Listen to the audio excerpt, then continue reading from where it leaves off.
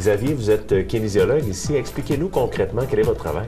Oui, tout à fait. Ici, en fait, moi, je m'occupe de tout ce qui est le côté évaluation biomécanique. Donc, c'est-à-dire que j'évalue la condition du patient, j'évalue sa souplesse, j'évalue sa force musculaire, j'évalue tout ce qui est côté proprioception, puis j'évalue sa marche.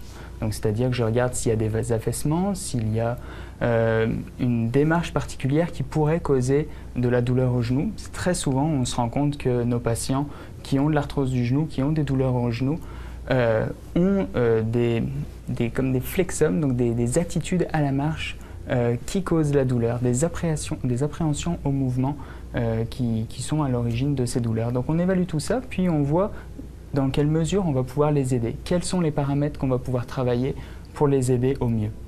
Et des exemples d'exercices que vous puissiez faire à des clients? Oui, tout à fait. Donc, c'est des exercices bien souvent, comme je vous disais, de proprioception. Ça, c'est tout ce qui est équilibre.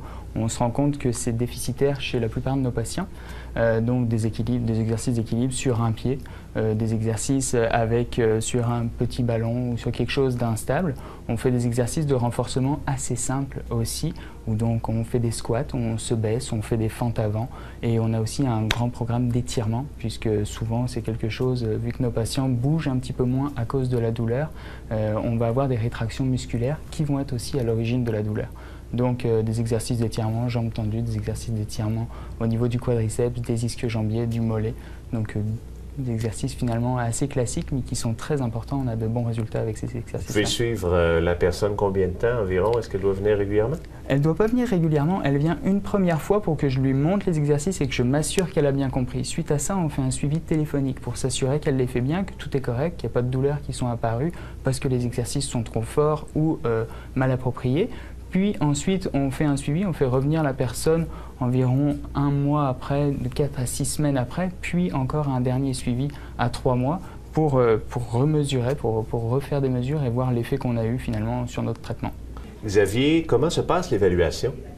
L'évaluation, en fait, mon patient arrive. Avant l'évaluation, il remplit un questionnaire. Ça lui prend une dizaine de minutes. C'est un questionnaire sur quand est apparue sa douleur, quel type de douleur il a, est-ce qu'il y a des mouvements qui font plus mal. Donc c'est un questionnaire qui est standardisé au niveau international, donc avec une mesure vraiment objective sur sa douleur et sur son atteinte dans sa vie, donc ses atteintes fonctionnelles.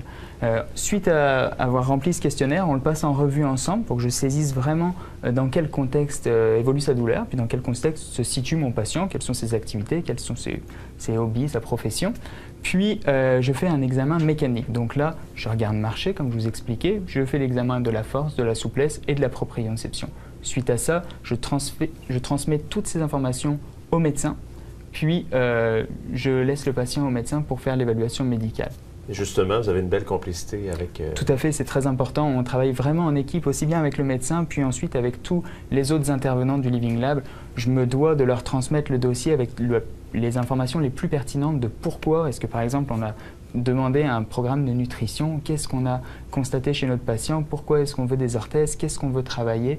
Donc tout ça, c'est vraiment une relation, puis une communication qu'on doit avoir et qui fait toute la beauté de ce centre-là, parce qu'on n'est pas uniquement multidisciplinaire, on essaie de faire en sorte que les personnes se parlent entre elles.